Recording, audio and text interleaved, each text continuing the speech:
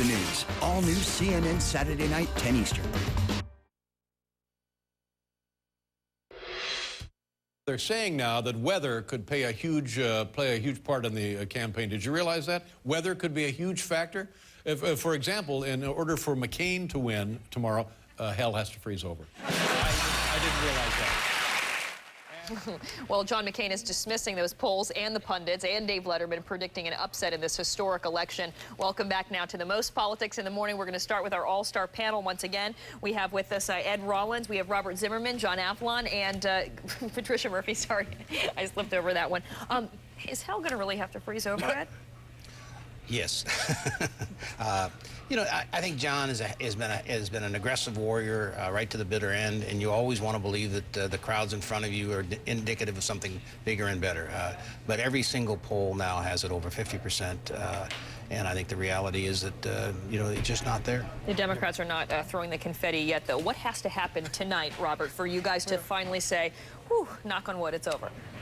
It's called winning over 270 electoral votes.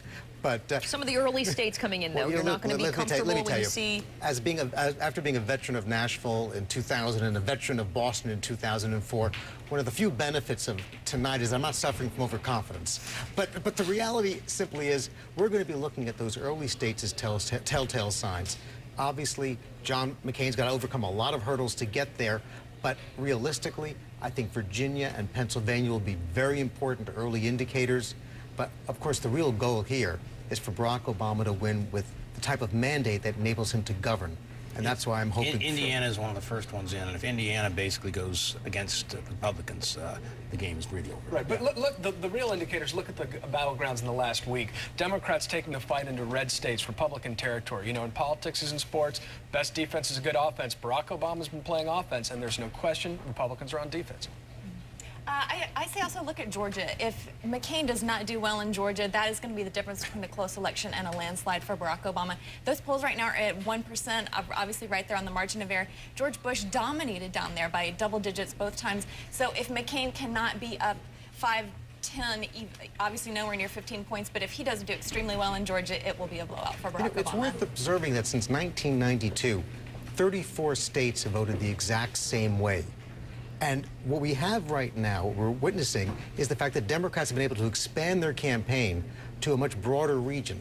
And that's an important strategy. Up in 2005, Democrats started to compete for the first time in red states. And you're seeing the fruition of it now through the Obama campaign organization. And Ed, you actually helped this happen with Ronald Reagan, with your candidate, when we saw across-the-board route, except for Minnesota. Is it the candidate that oftentimes makes the difference? Sure it does. There's an interesting survey that was done in 2006 that measured Barack Obama against John McCain.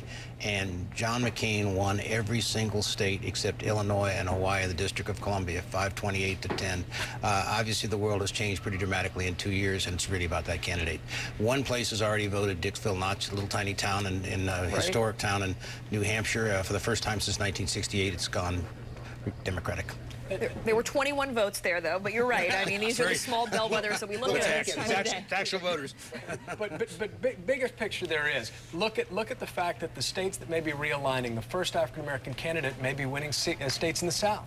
You know, may be able to be the first Democrat since LBJ to win over 52% of the popular vote. That's the scale of history we're talking about today. Those are the stakes, and that's why this is so exciting. And what's the wild card, Patricia? Well, I think the wild card certainly is the South, like you said. I think something to keep in mind here, though, this is not happening in isolation. This started with the Democrats 2005, 2006. Huge Senate wins in Missouri, Montana, big conservative Democrats in Indiana, North Carolina, pulling out these wins that they didn't expect. So this is really a process that started many years ago, and Barack Obama is really the beneficiary of that. All right. Just one quick thought. While it's true this has been a building process, the reality is we're seeing a ground game, a field operation that is truly unprecedented in American politics. Ed started this with Ronald Reagan in 1980 and 1984, and we're building on it now in 2008. Yeah, I think the joke, Howard Dean said, you know, we were the Wright brothers and Barack Obama's Apollo 11. So, you know, there certainly is a change, and we're going to get into more of that, how 2008 could be a way that elections are completely done differently in the future. Very fascinating. Thanks to all of you. We'll check in with you throughout the morning. Great, thanks. African